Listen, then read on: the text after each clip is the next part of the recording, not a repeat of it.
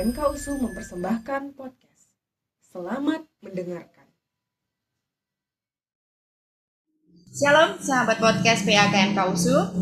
Podcast kita kali ini akan membahas Natal dan penginjilan. Saat ini kita sudah kehadiran dua tamu istimewa, ada Bang Patar Gultom dan Bang Daniel Purba. Kalau abang kita yang pertama, Bang Patar, alumni dari Fakultas Ilmu Budaya Stambuk 93. Juga seorang staf pengajar di STT yang ada di Kota Medan ini. Nah, kalau Bang Daniel, seorang ASN dari BPKP yang sudah purna bakti. Tapi pengalaman pelayanannya sungguh luar biasa. Kita akan sangat diberkati dengan podcast kita kali ini. Baik Bang, apa kabar hari ini? Sehat-sehat. Sehat ya Bang? Sehat. Puji Tuhan. Nah, kita akan membahas Natal nih Bang. Nah, sejak masuk bulan Desember nih Bang, sudah berapa kali ikut Natal Bang? Saya kebetulan belum satu kali pun. Belum satu kali pun ya Bang. Kalau Bang Daniel Bang? Saya baru satu kali, Baru itu pun satu kali. lewat online. Online. Nah, berarti sama kita Bang. Saya juga baru sekali Natal gereja. Itu sudah onsite kami buat. Nah, kalau bicara Natal Bang, apa sih ya yang pertama kita ingat gitu dari mulai kita kecil gitu ya? Kalau saya sih jujur ya perayaannya, bagaimana menyiapkan liturgi, menghafal liturgi, menghafal untuk vokal grup, bahkan sibuk ngurusin baju, yang hal-hal yang seperti itu yang masih teringat ya sampai hari ini gitu. Itu sih Natal gitu ya. Kalau Natal itu ya seperti itu gitu, sibuk dengan persiapan acaranya. Nah, bahkan kita berpikir Natal itu ya tentang Santa Claus malah. Bukan siapa yang lahir di waktu Natal itu. Nah, sebenarnya itu satu hal yang sudah keliru yang terus dilanjutkan sampai sekarang ini.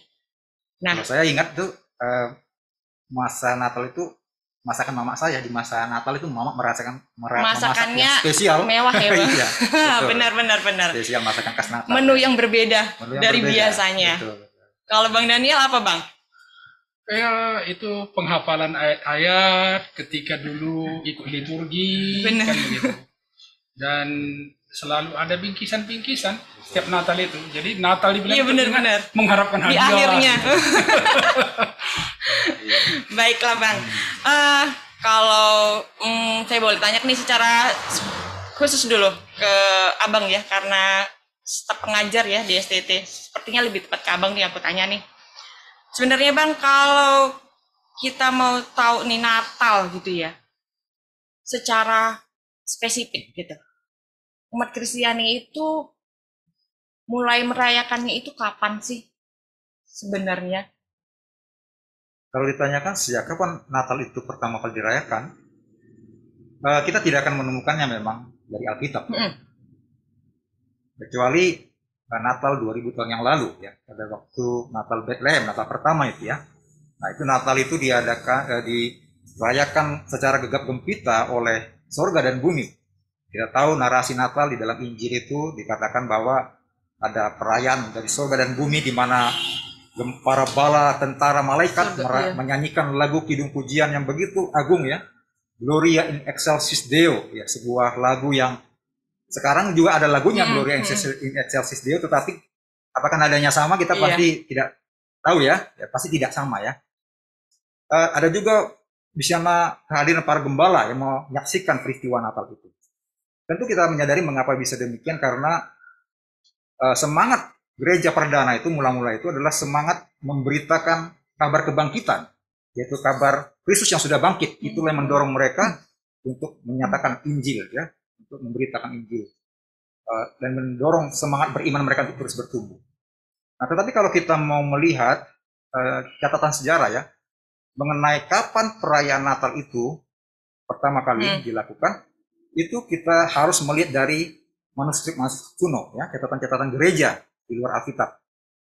Nah, memang ada beberapa catatan yang ditemukan setelah ditelusuri melalui sejarah, seperti di Daskalia Apostolorum ya, itu catatan gereja dari abad ketiga sebenarnya, tetapi merujuk kepada peristiwa masa lalu.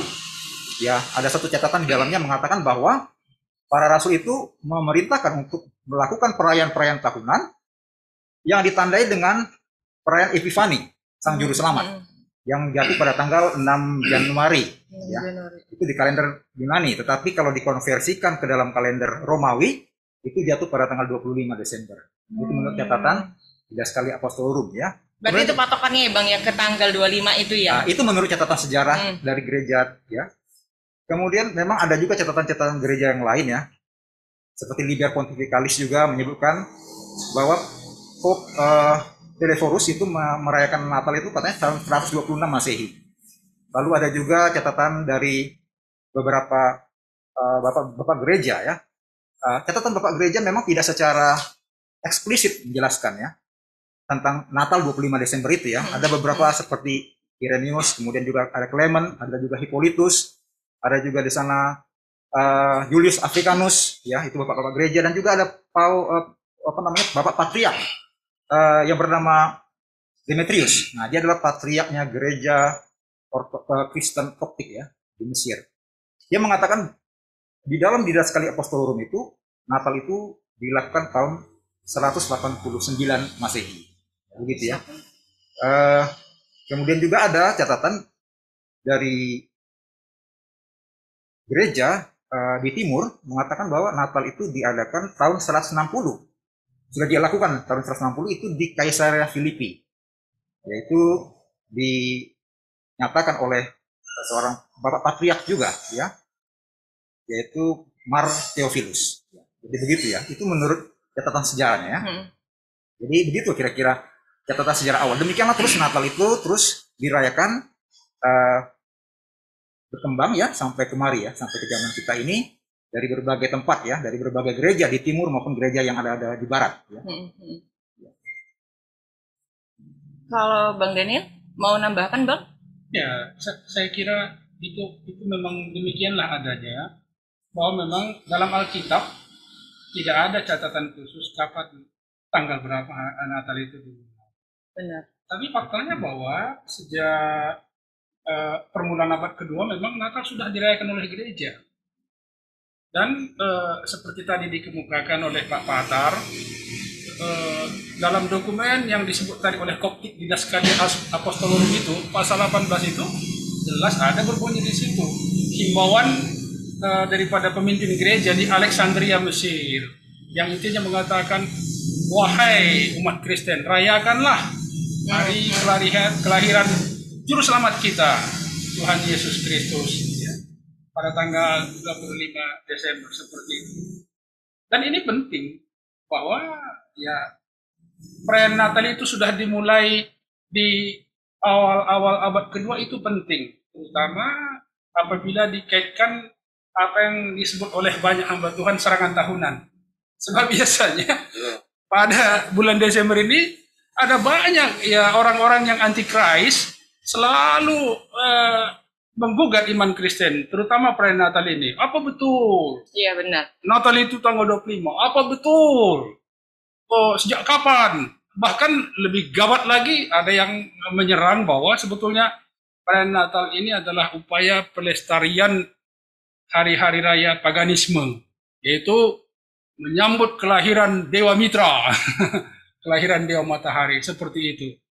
Mengapa ini menjadi penting? Memang sangat penting karena pemahaman akan Natal itu sudah dirayakan karena tidak ada catatan. Sebetulnya mungkin saja dan besar sekali kemungkinan di awal abad pertama pun Natal sudah dirayakan. Nah, tetapi dari data dan fakta ditemukan seperti tadi dikatakan tahun 126, tahun 160 di Kaisarea Filipi, tahun 189 di Alexandria. Itu fakta. Dan sekarang dokumennya ada.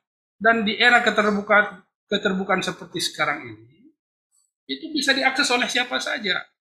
Maka fakta ini sekaligus dengan begitu mudahnya mematahkan ya, tuduhan-tuduhan tanpa dasar dari kelompok antikristus yang mengatakan Natal ini adalah adopsi daripada perayaan-perayaan kafir. Baik Bang, Ya. Terus kita nih di Indonesia kan tanggal 25 Desember ya merayakannya. Nah, patokan 25 Desember itu kan orang bisa nanya, emang ada ditulis di Alkitab kalian tanggal 25 Desember? Kan nggak ada gitu ya memang secara tertulisnya gitu. Tapi kenapa kita tanggal 25 Desember gitu ya? Ya, karena saya merasa begini. eh, Kekristenan itu adalah agama yang historis. Natal itu tanggal 25 perlu kita lacak memang keberadaannya. Sehingga kita harus mengerti bahwa kekristenan itu adalah agama yang historis, tetapi juga kekristenan itu bukanlah satu agama yang legalistis ya. Jadi artinya apa? Kita tidak boleh terpaku kepada tanggal ya. Memang tanggal 25 Desember itu ada dokumennya. Tetapi beyond that ya, kekristenan itu adalah agama yang beyond history. Kita mencari makna ya. Ketika kita merayakan Natal, kita bukan sedang merayakan hari ulang tahun Yesus sebenarnya kan? Kita bukan sedang merayakan hari ulang tahun dia lahir tanggal sekian, kita datang ke Bethlehem, mari kita berkunjung ke sana untuk melihat bayi Natal itu. Karena bayi Natal itu juga tidak ada lagi di sana kan? Kita sedang merayakan makna kedatangan Yesus. Itu sebabnya umat Kristen ya, kita merayakan Natal di tanggal 25 sebagai patokan, tetapi waktu dirayakan dia bisa sebelum tanggal 25, bisa juga sesudah tanggal 25, bukan? Nah, artinya kita tidak lagi terikat kepada masalah tanggal, walaupun historis itu penting, ya, penting sekali. Tapi beyond that ya, kita harus mengerti makna Natal itulah yang paling penting harus kita mengerti ya. Jadi menurut saya begitu ya. Karena sehingga ya, saya pikir ya perlu kita ingat, Rasul Paulus pernah mengingatkan ya dalam Kolose pasal 2:16 ya.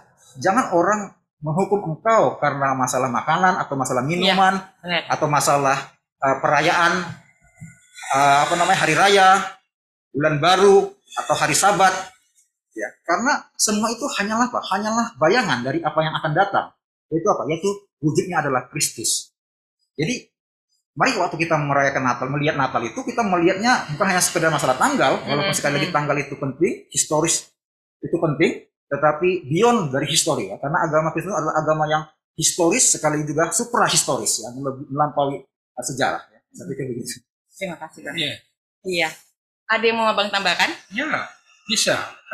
Yang pasti generasi zaman sekarang mencoba memaknai Natal itu dari kebiasaan hidup kita saat ini, di mana orang berulang tahun, rayakan ulang tahun. Natal dimaknai oleh banyak orang, khususnya kelompok antikristus, itu seolah-olah hari kelahiran, dan Natal itu dimaknai sebagai hari perayaan ulang tahun kelahiran. No, tidak. Bukan. Nah, yang pasti, meskipun tidak ada tertulis di Alkitab bahwa Kristus lahir tanggal 25, tetapi dapat dipastikan bahwa bapak-bapak gereja di abad pertama mula-mula sudah memperhitungkan data dan fakta yang tertulis dalam kitab Injil. Matius, Lukas begitu rinci, dan itu pasti dipakai sebagai alat untuk menentukan kapan Natal harus dirayakan. Tanggal 25 itu menjadi pilihan gereja pada awal itu pasti telah memperhitungkan data dan fakta. Antara lain, coba misalnya ya, Alkitab menjelaskan di Lukas 1:5, Raja Herodes memerintah saat pemberitahuan kelahiran Yesus. Kapan Raja Herodes memerintah? Ini datanya ada. Kapan? Ya kan? Fakta lain, ya kan? Saat Raja Zakaria itu menjadi imam dan dia dari rombongan Abia. Dialah yang bertugas membakar ukupan di bait suci, ya kan? Pada saat malaikat Tuhan menjumpai dia, memberitahukan kelahiran Yohanes Pembaptis. Nah, kapan kelompok Abia membakar ukupan dan kapan Zakaria bertugas, itu berdasarkan data-data yang ada bisa ditelusuri. Nah, sementara ya, pemberitahuan kepada Maria oleh malaikat Gabriel bahwa dia akan menjadi ibunda Tuhan Yesus, itu dicatat dalam kitab Injil pada saat usia kandungan Elizabeth yang akan melahirkan Yohanes Pembaptis 6 bulan. Nah, dengan merangkai data-data itu saja, ketika waktu kelahiran Yesus itu belum sampai 100 tahun loh, itu masih mudah memperkirakannya. Maka dengan demikian, dengan keyakinan betapa kecermatan dari bapak-bapak gereja demikian tinggi, pasti penetapan tanggal 25 sudah memperhitungkan data dan fakta. Satu dan lain hal lagi. Oke lah, tanggal 25 tidak ditetapkan dalam Alkitab. Kan begitu. Saya kasih satu ilustrasi. Bapak saya di zaman kelahiran tahun 27, saya sebut tahun 1927 itu bukan karena dicatat, nggak ada akte kelahiran saat itu. Tidak ada kepentingannya orang tua dulu mencatatkan tanggal berapa anaknya lahir. Pokoknya berapa anakmu, anaknya berapapun dia lupa. Nah, tetapi bapak saya sama ibu saya yang sudah terlahir masuk ke abad milenium ini, cucunya yang lahir semua dirayakan ulang tahunnya. Lalu cucunya menuntut, Bulang katanya, kebetulan saya dari suku Karo, ya. Jadi kakek itu dipanggil Bulang. Rayakanlah hari ulang tahun Bulang. Kapan dirayakan? Coba. Siapapun tidak tahu, tidak tercatat. Tetapi faktanya kakeknya ada. Faktanya kakeknya ada jauh lebih penting daripada ketepatan tanggalnya. Iya. Jadi dari 1 Januari sampai 31 Desember pasti disitulah dia lahir. Lalu kapan dibuat? Nah, diperkirakanlah. Nah, ini saya mencari analogi ya, pendekatan. Bagaimana menetapkan tanggal 25 itu. Itu di Tanah Karo dulu ada gempa bumi dahsyat. Nah, seperti erupsi Sinabung kita tahu, erupsi pertama tahun 2004 tahun sebelumnya 2010. Erupsi kedua 2013 itulah yang sampai sekarang ini nggak berhenti-berhenti. Kita tahu tanggalnya, hari bulannya pun tahu. Demikianlah ada gempa yang dahsyat dulu di Tanah Karo. Maka ditanya, waktu gempa itu kamu usia berapa tahun? Gitu. Ditelusuri, akhirnya diperkirakan, jatuhnya di bulan Juli gitu. Maka kami rayakanlah ulang tahun bapak saya di bulan Juli. Nah, begitu caranya. Itu datanya ada. Jadi kira-kira Ibu Esther, saya melihat bahwa meskipun tidak tercatat secara definitif tanggal sekian Kristus lahir, yang pasti penetapan tanggal 25 itu telah memperhitungkan secara cermat data-data dan fakta yang ada dalam kitab suci Alkitab, khususnya keempat ini. Demikian yang bisa saya tambahkan. Terima kasih Bang. Lalu Bang, apa sih makna yang harus kita ambil dari Natal ini yang sebenarnya? Ya, kalau kita menanyakan apa makna Natal itu sendiri, kita harus tahu dulu apa itu tujuan Natal ya. Yang perlu kita renungkan di Natal ini gitu ya. Mengapa Natal itu harus jangan ada, jadi tradisi terus kan? Betul. Mengapa Natal harus kita rayakan ya? Mengapa Natal harus ada ya? Nah, Natal itu kan adalah bagian dari rangkaian sejarah keselamatan. Ya, Natal itu adalah sebuah big point menuju kepada the biggest point dari sejarah keselamatan itu, yaitu peristiwa salib. Salib ya. Dan peristiwa kebangkitan kan. Tetapi peristiwa salib dan kebangkitan itu tidak mungkin terjadi jika tidak ada Natal. Ya. Harus dimulai dari Natal. Nah, itulah starting point-nya ya. Jadi ada hal yang menarik ya, Kak Esther ya, dalam cara narasi Alkitab tentang Natal ya. Kalau kita melihat narasi Natal di dalam Injil Sinoptik gitu ya, dalam Injil Matius sama Injil Lukas ya, kecuali Markus yang tidak mencatat ya narasi Natal. Itu berbeda dengan narasi yang disampaikan misalnya dalam Injil Yohanes, walaupun tidak dikatakan itu Natal ya. Di dalam Injil Sinoptik itu digambarkan Natal itu hadir di dalam kronos ya, dalam ruang dan waktu ya, di mana ada di sana setting background daripada kehidupan sosial budaya ada di sana, dan juga ada konteks geopolitik ya. Di sana ada pemerintahan Agustus dan seterusnya ya, ada sensus dan seterusnya. Itu adalah kondisi pada masa itu dicatat di dalamnya. Tapi kalau kita lihat Natal dalam versi Injil Yohanes, walaupun tidak dikatakan Natal di sana, kita melihat sudut pandang dari atas, sesuatu yang lebih di luar ruang dan waktu ya. Allah sendiri, firman Allah itu. Pada mulanya adalah firman itu bersama-sama dengan Allah, dan firman itu adalah Allah. Dan firman itu siapa? Firman itu adalah Sang Pencipta, dikatakan ayat ketiga. Lalu dikatakan juga firman itu adalah terang. Dan kemudian firman itu dikatakan akhirnya pada ayat yang ke-14, akhirnya menjadi manusia. Ya, bahasa Yunaninya itu hologos sax egen itu. Firman itu menjadi daging ya. Kalau kita tahu itu bahasa aslinya itu menggunakan egen itu kata kerja menggunakan indikatif aorist middle ya. Kalau kita bahasa Yunani itu bukan hanya bahasa aktif pasif ya, seperti Inggris Indonesia ya, aktif pasif, tapi juga ada kata middle ya. Middle itu artinya bentuk refleksif. Jadi artinya Allah sendiri melakukan inkarnasi itu tanpa intervensi siapapun. Dia dari dunia sendiri melakukan inisiatifnya dari Allah. Inisiatif dari Allah. Nah, itulah bentuk kata kerja dari sana ya, di ayat yang 14 itu. Jadi inkarnasi itulah yang menjadi hal yang perlu kita mengerti ya, begitu dalam pengertian daripada inkarnasi. Mengapa firman Allah itu harus berinkarnasi ya? Ada teman dari agama lain yang menanyakan, mengapa Allah harus berinkarnasi? sampai harus menjadi manusia. Mengapa? Dalam agama kami tidak perlu, Allah bisa mengampuni. Dosa, udah kalau kita mengaku dosa ya Allah ampuni. Tapi saya bilang tidak cukup sampai di situ. Karena apa? Dosa itu adalah sesuatu masalah yang sangat-sangat serius. Sangat-sangat serius. Sehingga hanya satu yang bisa menyelesaikan masalah dosa, yaitu Allah sendiri. Manusia satu pun tidak bisa menyelesaikan dosa itu. Maka Allah harus turun dari sorga untuk menyelesaikan dosa. Dia harus berinkarnasi. Oleh karena kasihnya kepada manusia ini. Oleh karena apa? Karena dosa itu sekali lagi adalah masalah yang sangat-sangat serius.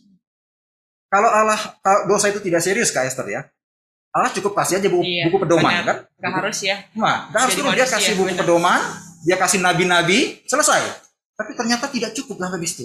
Dosa itu harus diselesaikan. Kenapa? Nah inilah Kak Esther, kita harus mengerti makna Natal itu tentang kasih Allah. Kasih Allah itu kasih yang mencari.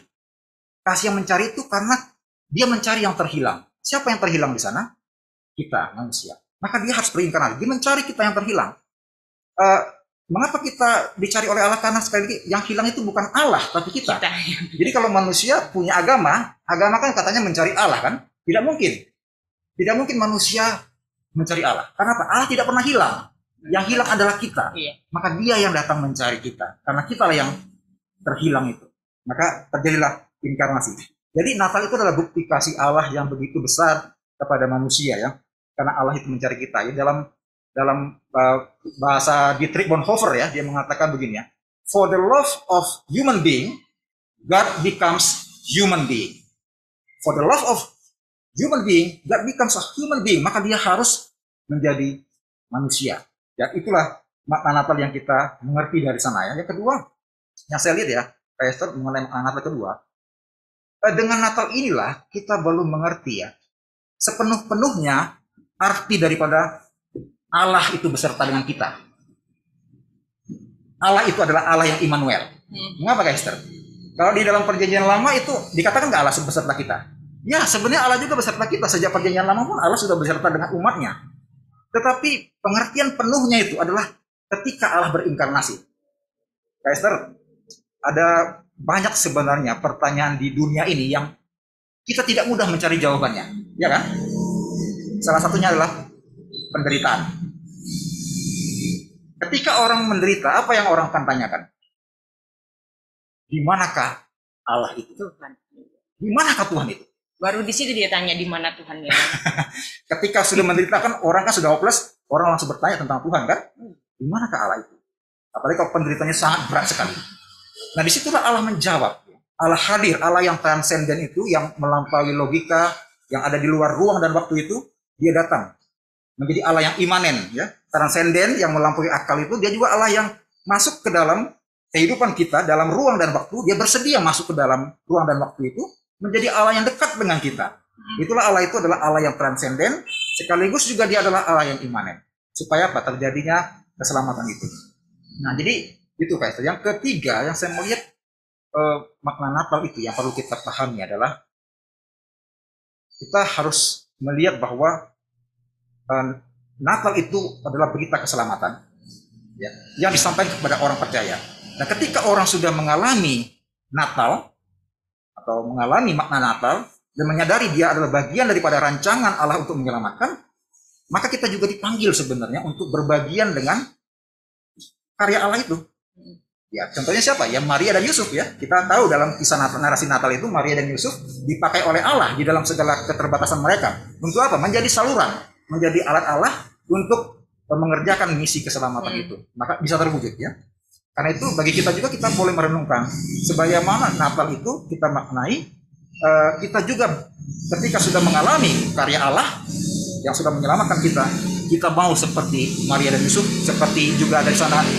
Kalau kita baca juga di dalam Injil Lukas ada Simeon ya, ada Hana ya, mereka menjadi saksi kelahiran sang putra Natal itu. Kita pun begitu, kita dipanggil oleh Allah untuk menjadi saksi ya, untuk memberitakan tentang siapa Kristus. Saya pikir tiga makna Natal itu yang saya bisa mengerti ya, yang bisa saya bagikan. Ke Bang Daniel sekarang aku mau tanya, Bang, mungkin kan pengalaman Abang ya, tugas sudah ke beberapa daerah gitu ya, pasti juga pernah mengikuti berbagai event Natal yang beragam juga gitu ya. Apakah perayaan-perayaan Natal yang kita lakukan selama ini sudah merefleksikan makna Natal yang sebenarnya? Iya, itu jawab pertanyaannya. Mengenai makna Natal dan tujuan orang merayakan Natal, tidak peduli dimanapun dia merayakannya itu, apalagi di Indonesia dengan begitu heterogen, gereja-gereja dengan berbagai latar belakang suku, pemaknaan mengenai Natal dan tujuan orang merayakan Natal sangat ditentukan siapa yang memaknainya. Bahkan seorang Kristen pun jika dia hanya Kristen KTP, kalau ditanya apa makna Natal, itu lain. Iya benar. Seperti pertanyaan awal tadi, Bang Daniel, sudah sejak kapan, apa dulu maknanya Natal? Tadi udah mengemuka tuh. Bagi saya dulu maknanya adalah hadiah, baca liturgi. Tapi ketika ditanya hari ini jadi berbeda. Ya. Nah, jadi sesungguhnya pertama dulu kita berangkat dari makna Natal ya kan. Secara ringkas, apa yang dikemukakan Pak Patar tadi clear, itulah dia. Tapi secara ringkas bisa dikatakan, makna Natal itu adalah penggenapan janji Allah kepada manusia yang sudah dinyatakan sejak berabad-abad lamanya. Kejadian pasal 12. Berkat kebaruan, oleh keturunanmu semua bangsa di muka bumi akan diberkati. Itu hanya digenapkan di dalam Kristus. Kristuslah keturunan Abraham yang menjadi berkat bagi seluruh bumi. Itu maknanya. Adakah orang Kristen masa kini mengerti hal itu?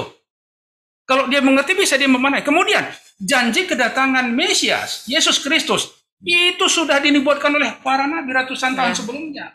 Lihatlah kitab Nabi Yesaya, Yeremia. Bahkan janji kedatangan Mesias itu paralel selalu. Begitu dinyatakan hukuman kepada bangsa Israel yang sudah menolak Allah, menduakan Tuhan, menyangkal Allah, hukuman itu selalu diikuti oleh janji bahwa bangsa ini akan dipulihkan. Aku akan mengadakan perjanjian kekal dengan engkau.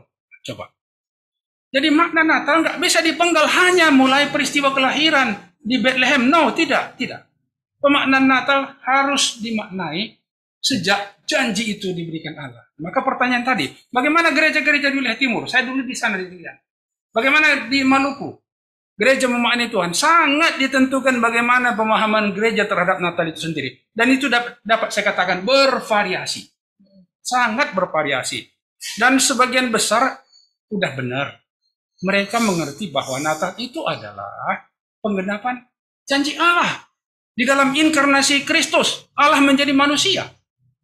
Dan oleh karena itu, mereka bersyukur. Nah, makna yang benar akan melahirkan tujuan yang benar. Ya. Tapi pemaknaan yang keliru pasti melahirkan tujuan yang keliru. Nah, telah tiba saatnya. Makanya kalau kita baca di Lukas pasal 1 sendiri, Matius pasal 1 ayat 8 itu, ya, demikianlah supaya genaplah apa yang dikatakan oleh nabi-nabi. Matius menyuratkan seperti itu.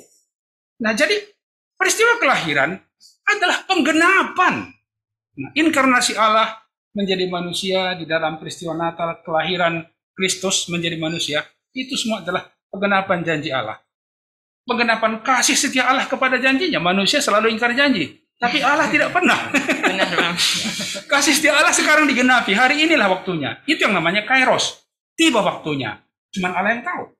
Nah, jadi mengenai bagaimana orang Kristen di semua wilayah Nusantara ini merayakan Kristen, apakah mereka sudah memiliki makna yang benar? Jawabannya jelas, masih beragam-ragam. Dan itulah tugas gereja. Iya, Itulah tugas kita. benar. Apabila kita melihat pemaknaan itu masih belum ditangkap oleh umat kita, gereja bertugas meluruskannya. Bahwa Natal itu dengan pemaknaan yang benar, ketika kita mengerti Natal ini adalah penggenapan janji Allah yang sudah berabad-abad lamanya. Dan ya, saya katakan bahwa pemaknaan perenungan dan penghayatan Natal itu hanya dapat dilakukan oleh orang yang sudah mengerti dan mengalami. Kalau hanya mengerti akan penyataan kasih Allah bahwa dirinya sudah ditebus, pengertian hanya secara kognitif, belum tentu dia akan tiba pada pemaknaan yang benar. Tapi ketika seseorang sudah mengalami, dirinya diselamatkan, ditebus, dan oleh karena itu, dengan pengertian dan pengalaman yang real dialami bahwa Kristus itu nyata-nyata hadir untuk menembus dia, barulah dia bisa memiliki pemaknaan yang benar terhadap Natal.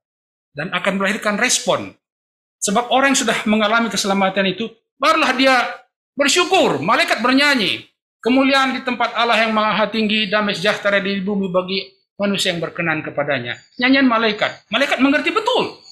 Nah, apakah kita bisa memuji dengan kualitas setara dengan pujian malaikat? Jika kita memiliki pengertian yang sejajar dengan pengertian benar sang malaikat yang bernyanyi itu, barulah pujian kita waktu Natal benar.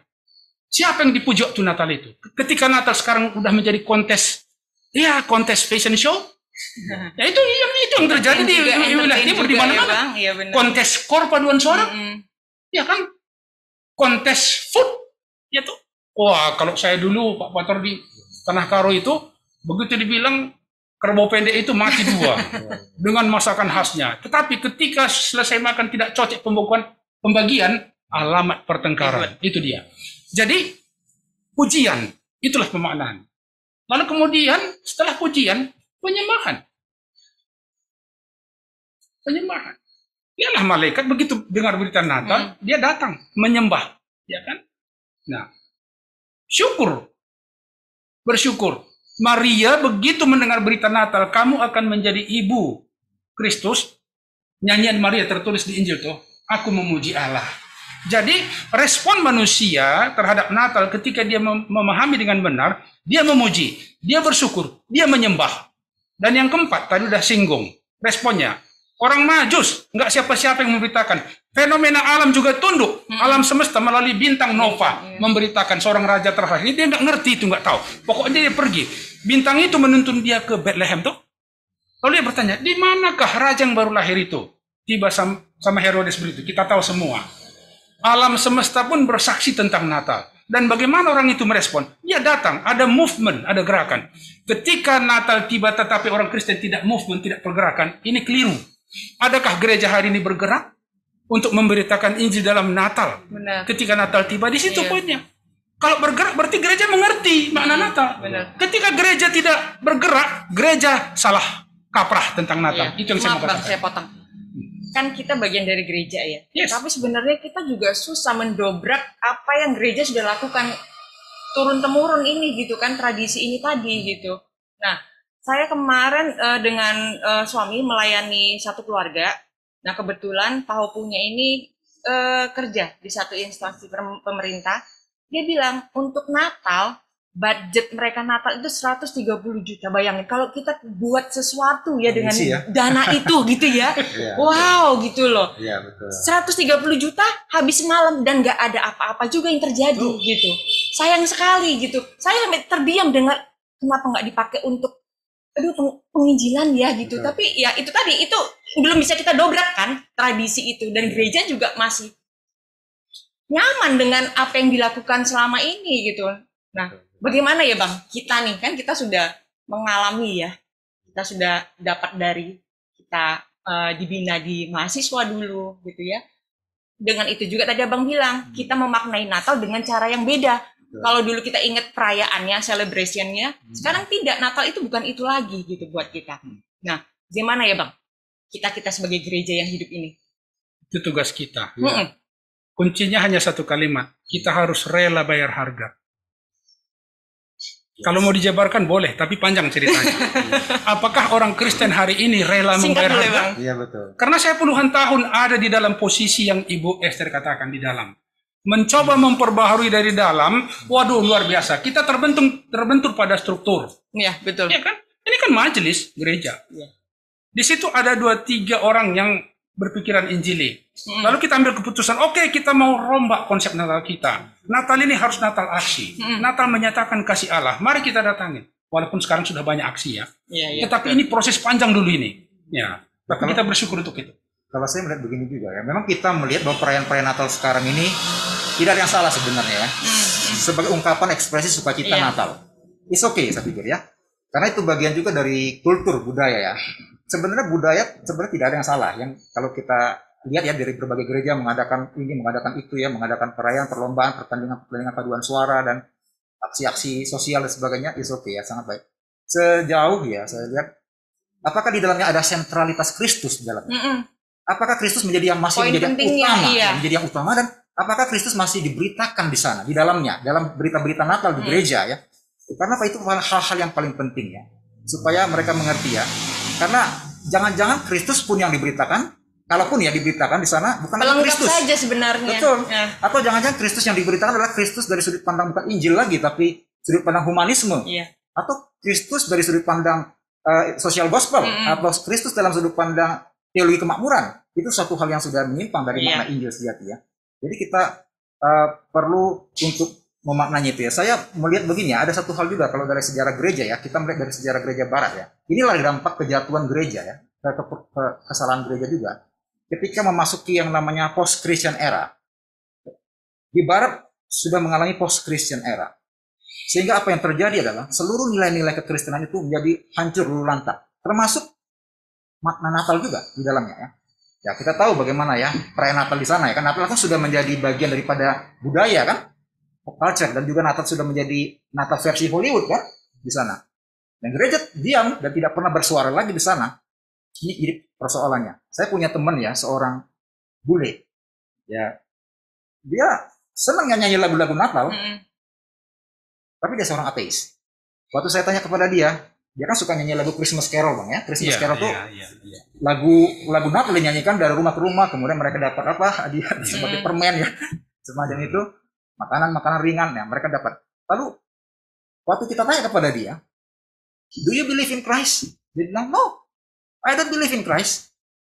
Tapi dia senang dengan suasana Natal. Iya, perayaan Natal. Perayaan Natal dia senang karena di barat itu Natal itu memang adalah hal yang sudah menjadi biasa ya, sudah biasa, pop culture di sana kan sudah menjadi dirayakan oleh semua orang, tidak harus Kristen kan.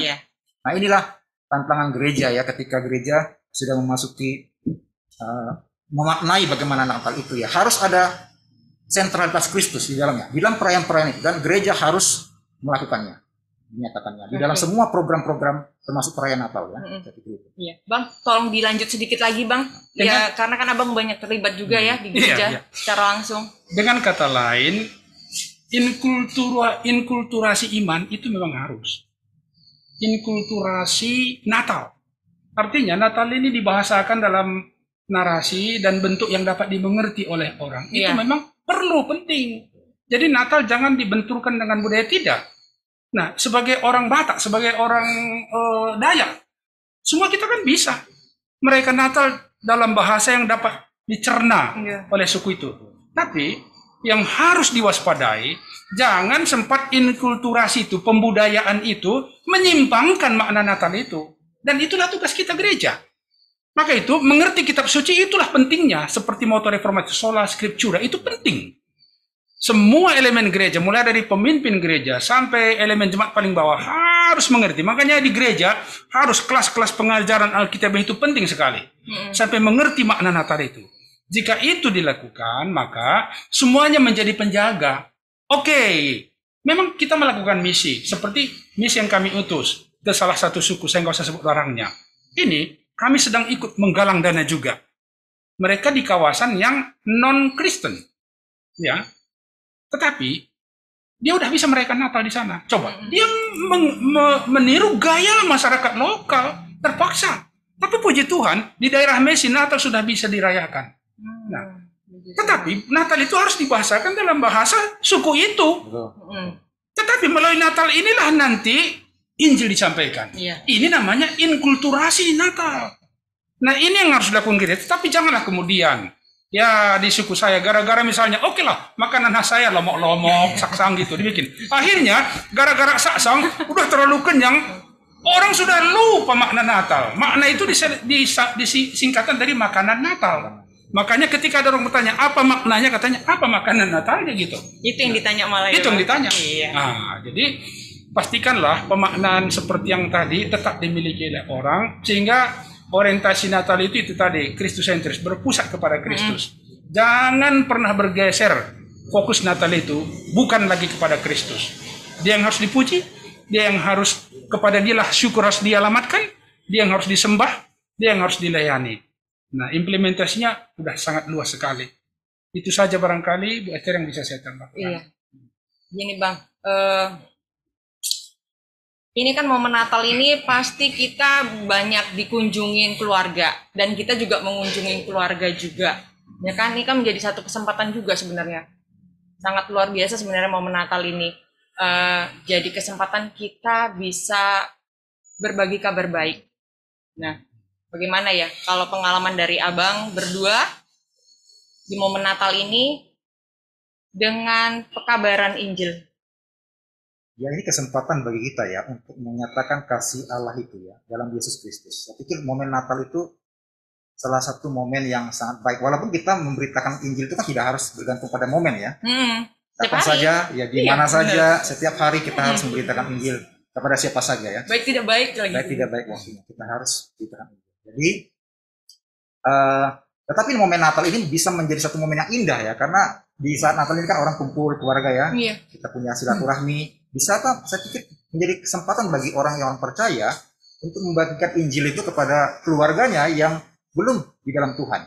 Itu kesempatan yang indah saya pikir ya. Saya sendiri punya pengalaman begitu dengan keluarga, dan kebetulan saya memang jauh di Bangka Belitung ya, orang tua ya. Saya jarang pulang ke sana, tapi yang paling sering itu dengan keluarga yang ada di sini ya, di sekitar. Walaupun tidak termasuk keluarga dekat sekali ya.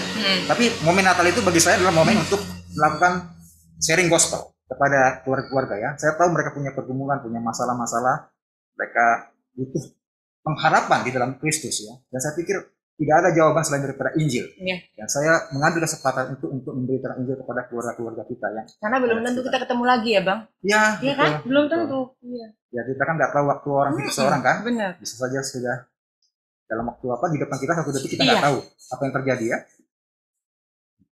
Kalau Bang Daniel, Bang, pengalamannya Bang? Ya, prinsip seperti itu. Dan itu memang mutlak harus kita lakukan. Momen Natal itu salah satu momen terbaik bagi kita untuk menyampaikan Injil ke tengah-tengah keluarga orang-orang yang kita kasih. Sebab apa? Secara suasana pun itu dimengerti secara umum momen sukacita. Iya.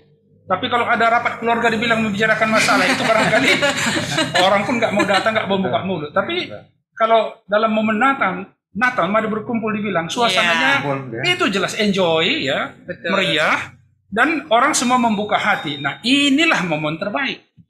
Nah, semua orang Kristen, siapapun, kita mestinya memakai momen itu.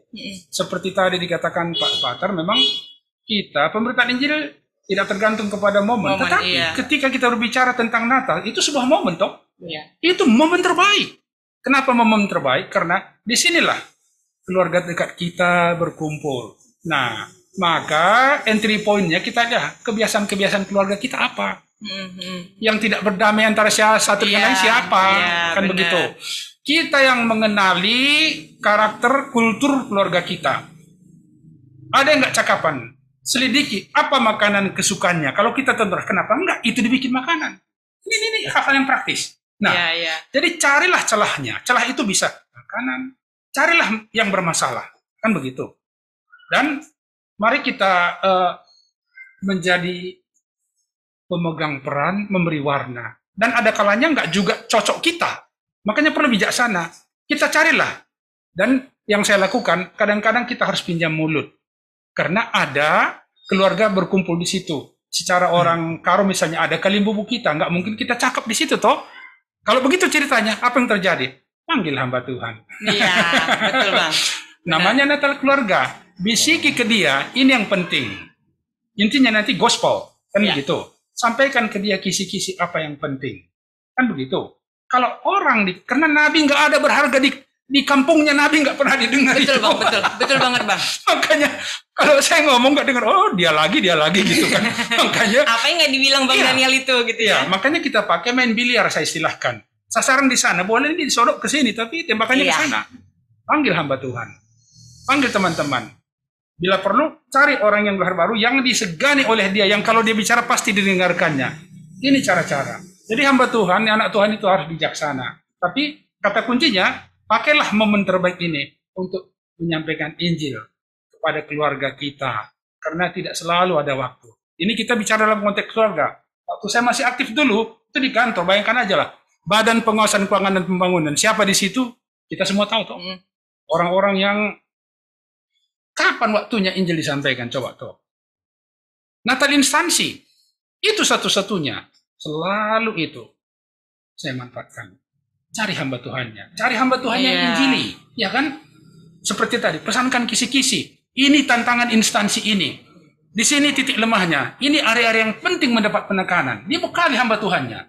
Sebetulnya udah enak dia loh. Nah, baru Natal. Makanya ada bedanya Natal itu. Loh, ini khotbahnya kok begini? Karena biasa Natal lain-lain. Seperti itu antara lain Bu Esther. Banyak lagi tapi waktu kita nanti nggak ada. Oke, terima kasih Bang. Iya. Baik, terima kasih banyak Bang Fatar dan Bang Daniel untuk kupas tuntasnya ya. Belum tuntas ya? Iya, tapi kita akan lanjut Bang, karena Oh, begitu ada, ya? iya, Baik. kita akan lanjut di sesi kedua. Tapi di sesi pertama ini kita sudah sangat dibukakan dengan jelas ya, apa itu Natal yang sebenarnya dan bagaimana kita memaknai Natal itu, dan apalagi kita ya yang sudah menerima dan mengalami kasih Allah itu sendiri ya, menjadi pelaku-pelaku di gereja kita masing-masing yang akan bisa memperbaharui tradisi Natal. Baik, kita akan lanjutkan di seri kedua. Jangan lupa like, comment, and subscribe channel podcast PAKMK USU. Terima kasih, Tuhan Yesus memberkati kita semua.